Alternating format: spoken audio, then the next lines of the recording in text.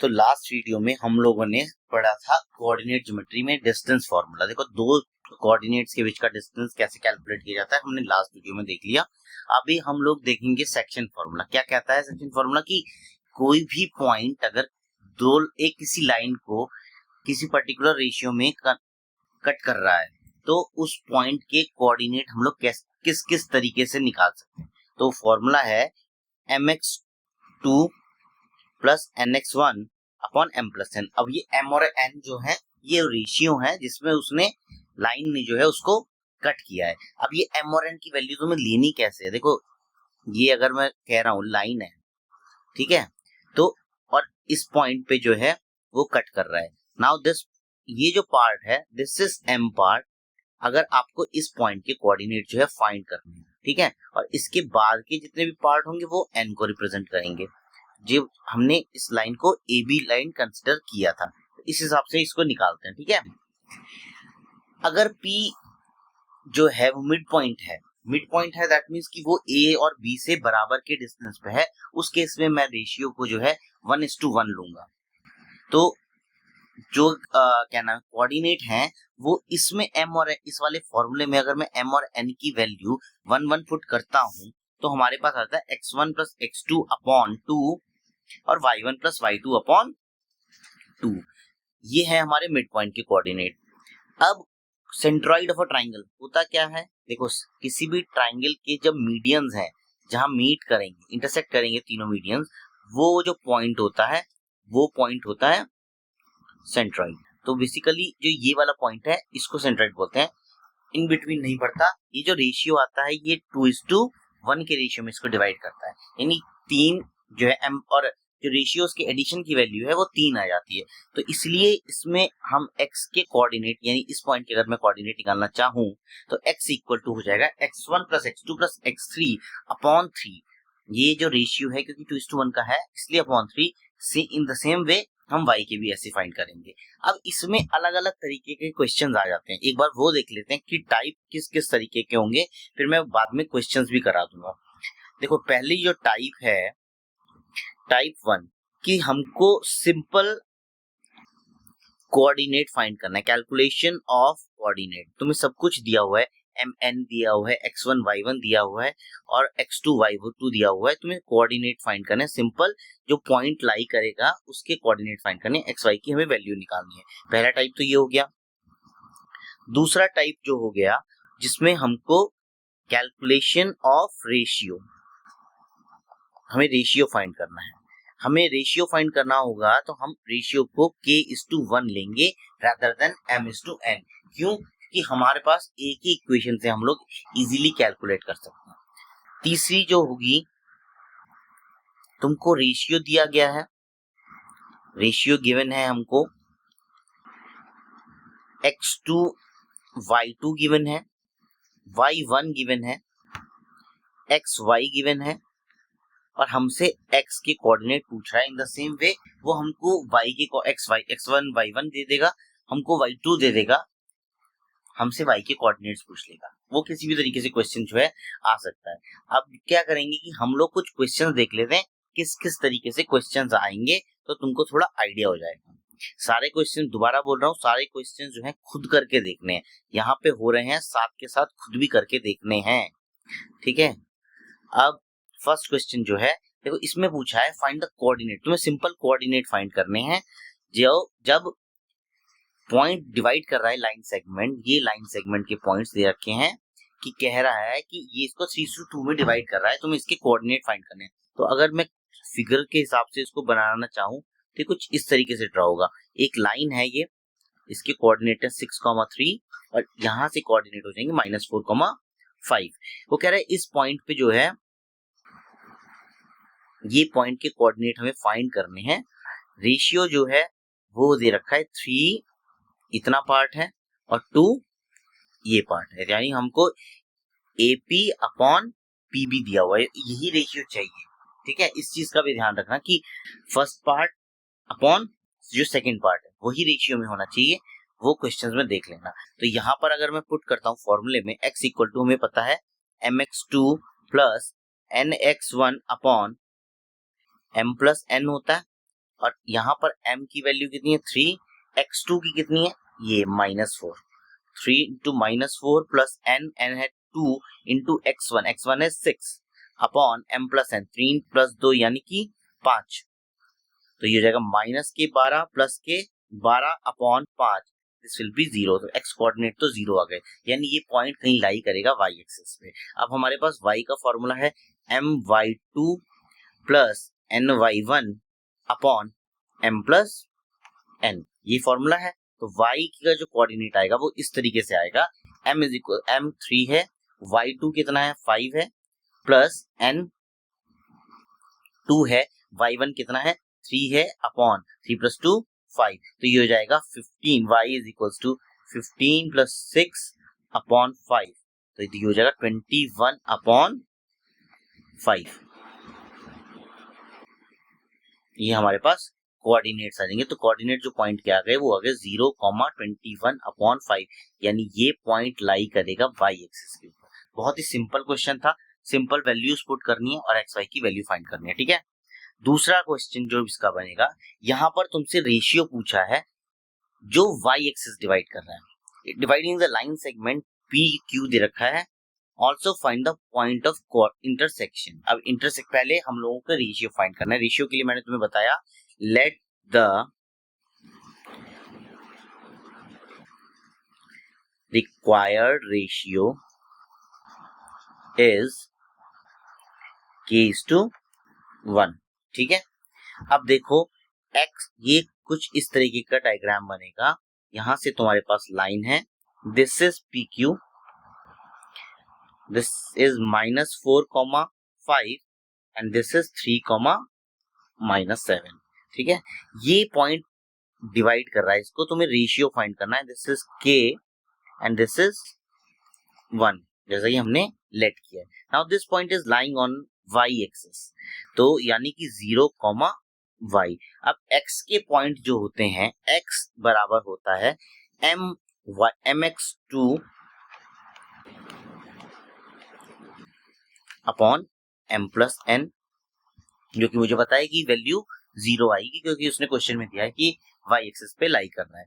y के coordinate होते हैं, यहां से देखो हमें x को 0 पुट करना है, m और n की जगह मैंने k और 1 पुट करना है, k इंटू x2, x2 कितना है 3, तो 3 plus n, n is 1, x1 is -4 upon ये कितना हुआ m plus n, k plus 1, तो ये हम यहां से स्टार्ट करेंगे। y वाली इक्वेशन लेने से हमको कुछ यूज नहीं होगा, हमको कुछ कैलकुलेशन हमारे पास कुछ भी नहीं आएगी। यहां से ये इसको लिख सकता हूँ 3k -4 इक्वल टू 0, ये 0 के साथ मल्टीप्लाई में गया तो 0 ही आएगा, एंड k की वैल्यू आ गई 4/3।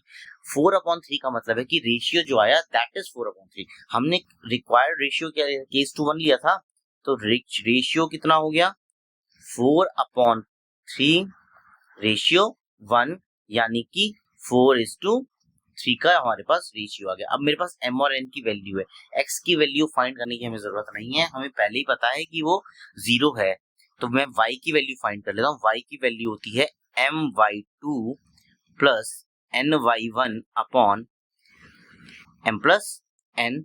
यहां से मैं अगर पुट करता हूँ, m की जगह 4 पुट करूंगा, y की जगह -7 पुट करूंगा, प्लस n की जगह 3 पुट करूंगा, y1 की जगह 5 पुट करूंगा, और ऐसे ही नीचे कितना आ जाएगा 7 आ जाएगा, 4 + 3, तो ये तुम्हारा आ गया y is equal to -28 plus k 15 upon 7, तो ये दिस इज -13 अपॉन 7, ये y के कोऑर्डिनेट आ जाएंगे। तो जो हमारे पास कोऑर्डिनेट आए हैं वो कुछ इस तरीके से आएंगे, 0, -13 upon 7, these are the required coordinates, ठीक है। रेशियो भी हमारे पास निकल गया, ये 4:3 आया, और ये तुम्हारे पास रिक्वायर्ड कोऑर्डिनेट्स आ गए। अब नेक्स्ट टाइप का क्वेश्चन पूछ लिया है इसने, if the point of this a b c d अलग अलग कोऑर्डिनेट दे रखे हैं are the vertices of parallelogram, let us draw that.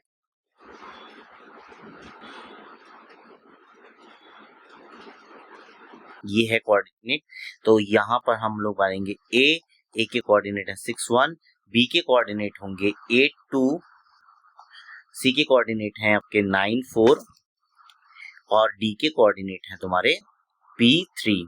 वो कह रहा है कि these are the vertices of a parallelogram, find the value of P। इसके लिए तुम लोग यूज करोगे कि हमको मालूम है कि कोऑर्डिनेट जो बनते हैं पैरेललोग्राम के वो आपस में बाइसेक्ट करते हैं, डायगोनल्स जो होंगे ये बाइसेक्ट करते हैं, यानी यहाँ पर जो आएगा this is the bisection point. We know that diagonals of a parallelogram bisect each other. Bisect का मतलब है दो इक्वल पार्ट्स में डिवाइड कर रहा है। अब अगर मैंने m और n की वैल्यू उसमें 1 डाली है तो वो मिड पॉइंट फॉर्मूला आ जाएगा x की बराबर x1 plus x2 and so on. यानी ये वाला जो पॉइंट है this should be the mid point of BD also end of AC also. ठीक है, तो मिड पॉइंट ऑफ